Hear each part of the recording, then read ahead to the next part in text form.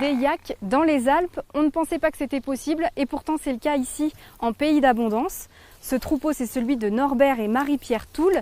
Ils sont éleveurs et ils tiennent un refuge juste au-dessus, le refuge de Trebinte. On a passé une journée avec eux.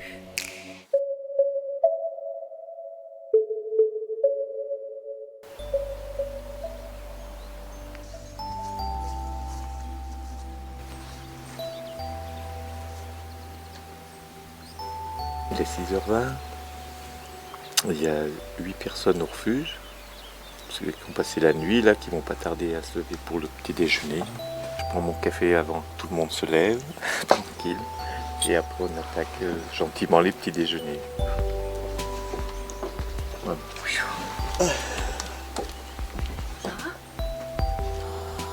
Tout le monde dort, préparer les pique-niques. Ça sent bon le matin. Il n'y a pas l'odeur à l'image. Chaque matin, pendant que Marie-Pierre s'affaire au refuge, Norbert s'élance pour 30 minutes de marche. On aperçoit le Mont Blanc, tout sur la droite. Avec en premier plan, là, c'est les dents blanches avec les dents du Midi sur la gauche. Ça, c'est suisse.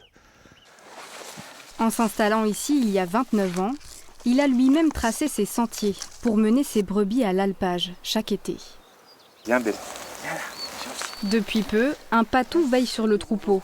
Le quotidien de Norbert a changé depuis que le loup est arrivé dans le secteur. C'est beaucoup de soucis pour nous quand même, c'est beaucoup de travail.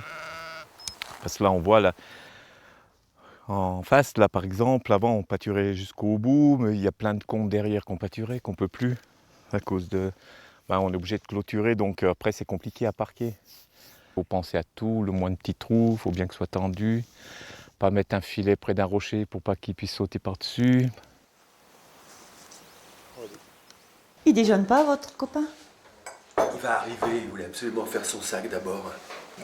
Au refuge, les randonneurs se préparent à repartir. Beaucoup marquent ici une étape sur le GR5, la grande traversée des Alpes. C'est pour eux que Marie-Pierre et Norbert ont construit eux-mêmes ce refuge il y a 30 ans. C'est très très loin de l'idée du refuge qui serait fréquenté par des hordes de marcheurs par exemple. Là c'est vraiment... on retrouve quelque chose de sympa quoi. C'est un complément de revenu, puis après c'est un plaisir et puis c'est extra quoi. Parce que les randonneurs c'est simple. C'est simple, ils sont itinérants, ils ont des parcours, ils sont formidables. Il y a quand même des gens, ils ont fait des randos, mais il y a du partage quoi. Et puis en même temps, ça permet d'être là pour les bêtes, parce que c'est l'alpage le but premier.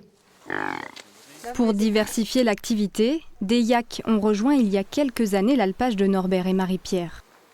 Et là, Nima, elle vient depuis Geltonalp, en Suisse. Mais elle est là parce qu'elle a un caractère tellement... Elle est trop gentille. Elle est sympa. Un animal capable de se défendre et particulièrement adapté aux reliefs escarpés. On monte un journée, on redescend. Nous, on a trouvé un alpage qui ne convient pas aux vaches, donc il est libre et donc il faut adapter aussi le bétail. Le bétail nous convenait, puis l'emplacement aussi, mais c'est pas l'alpage le plus facile, il faut tout faire. C'est tout à pied, c'est tout. C'est agile, ça a le pied léger, mais le pied sûr. Même dans les endroits où nous on passe, dans les dévers, etc., où il passe vraiment bien, il passe tranquille. 3 mois dans l'année, le quotidien de Norbert et Marie-Pierre est ainsi rythmé entre le refuge et les bêtes. En septembre, c'est toujours avec un pincement au cœur qu'ils retournent dans la vallée. Vous voyez faire ça jusqu'à quand alors? Il n'y a pas de date, c'est quand on ne pourra plus aller, on ne viendra plus, mais je n'ai pas envie d'en parler. On ne peut même pas en parler de ça. Il n'y a pas de... faut pas programmer la vie comme ça. C'est quand on ne pourra plus faire, on ne fera plus. Et tant qu'on peut aller, tant qu'on peut faire, on fera.